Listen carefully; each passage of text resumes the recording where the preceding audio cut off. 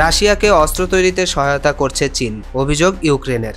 টানা ৩ বছরেরও বেশি সময় ধরে চলছে রাশিয়া ও ইউক্রেনের যুদ্ধ। দীর্ঘ এই সময়ে রুশ আগ্রাসন ও ইউক্রেনের পাল্টা হামলায় হয়েছে হাজারো মানুষের প্রাণহানি। হামলায় লক্ষ্যবস্তুতে পরিণত হয়েছে সামরিক ও বেসামরিক সকল অবকাঠামো। এমন অবস্থায় চীনের বিরুদ্ধে রাশিয়ার অস্ত্রশিল্প সহযোগিতার অভিযোগ উঠেছে ইউক্রেন। চীন অবশ্য বারবারই এই অভিযোগ অস্বীকার করে এসেছে।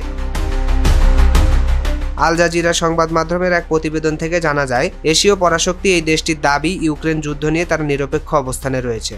ইউক্রেন অভিযোগ করেছে চীন সরাসরি রাশিয়ার সামরিক শিল্পে সহায়তা দিচ্ছে, এমন তথ্য তাদের কাছে রয়েছে। কিয়েভের বৈদেশিক গোয়েন্দা সংস্থা প্রধান ওলেহ ইভাশচেঙ্কো এই তথ্য জানান।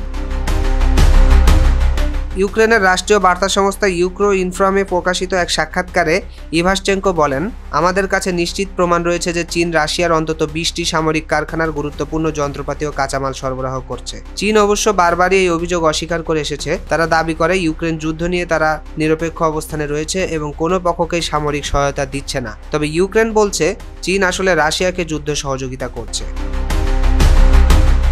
ইভাশচেঙ্কোর ভাষ্যমতে, যন্ত্র তৈরির সরঞ্জাম, বিশেষ রাসায়নিক উপাদান, বারুদ এবং রাশিয়ার সামরিক উৎপাদন কারখানার জন্য ব্যবহৃত যন্ত্রাংশ পাঠাচ্ছে চীন। তিনি আরও বলেন, 2024 থেকে 2025 সালের মধ্যে অন্তত 5টি চীন রাশিয়া যৌথ প্রকল্প ছিল এভিয়েশন খাতে, যেখানে যন্ত্রাংশ, সরঞ্জাম ও কারিগরি তথ্যের আদান প্রদান হয়েছে।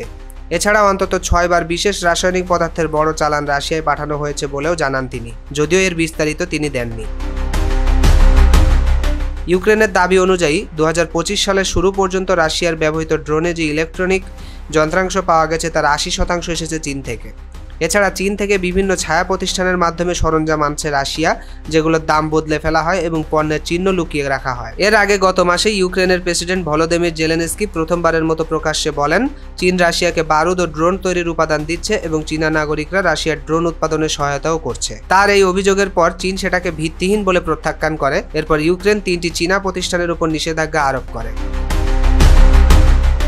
মূলত রাশিয়ার সঙ্গে ইউক্রেন যুদ্ধ শুরু হওয়ার পর চীন আন্তর্জাতিকভাবে নিরপেক্ষতার ভাবমূর্তি তুলে ধরলেও বেইজিং ও মস্কোর মধ্যে বাণিজ্যিক ও প্রযুক্তিগত সহযোগিতা অনেক বেড়ে চলেছে। বিশেষ করে পশ্চিমা নিষেধাজ্ঞার মধ্যেও রাশিয়ার জন্য অন্যতম প্রধান সরঞ্জাম সরবরাহকারী হয়ে উঠেছে চীন।